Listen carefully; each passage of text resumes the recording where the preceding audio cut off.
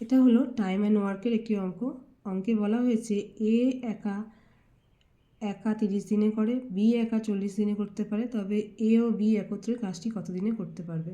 তাহলে এ বলেছে কত, 2-এর দাগের অঙ্ক বলেছে এ একা কত দিনে করে, এ একা 30 দিনে করে। আর বি একা কত দিনে করে,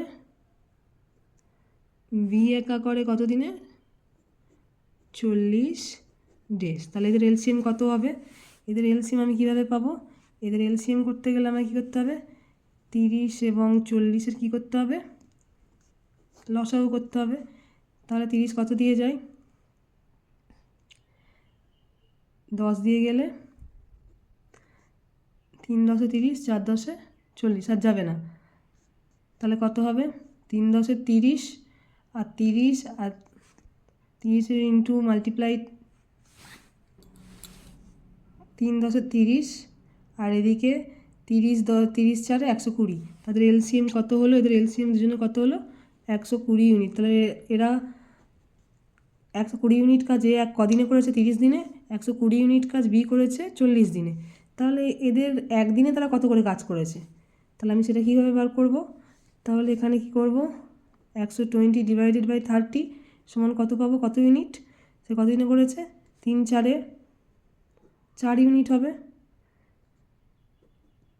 তাহলে এ একদিনে 4 ইউনিট করে কাজ করে 120 ইউনিট কাজটা কমপ্লিট করেছে 30 দিনে। তাহলে এবার সেরকম সেম প্রসেসে বি কত দিনে করেছে, 120 ডিভাইডেড বাই 40 করতে কত পাবো, 3 ইউনিট। মানে প্রত্যেক দিন 3 ইউনিট করে কাজ করে, 3 ইউনিট করে কাজ করে বি 120 ইউনিট কাজ 40 দিনে কমপ্লিট করেছে। হলো। তাহলে এবার বলেছে এ ও বি একত্রে কাজটি কত দিনে করবে। তাহলে এর ইউনিট কত পেলাম, 4। তাহলে 4 প্লাস 3 ইউনিটটাকে যোগ করলে আমরা কত হয়, 7 ইউনিট, তাই তো।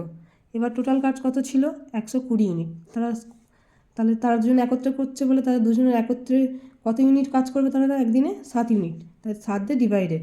এবার এটাকে ডিভাইডেড করলে কত হয়, 7 10 7 1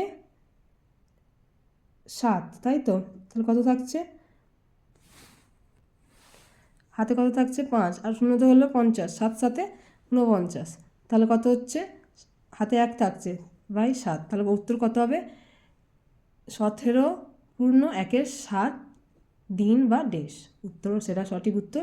আর এটা হচ্ছে অপশন কীতে আছে, ডিতে আছে 17 পূর্ণ 1/7 দিন। এটাই হবে সঠিক অ্যান্সার।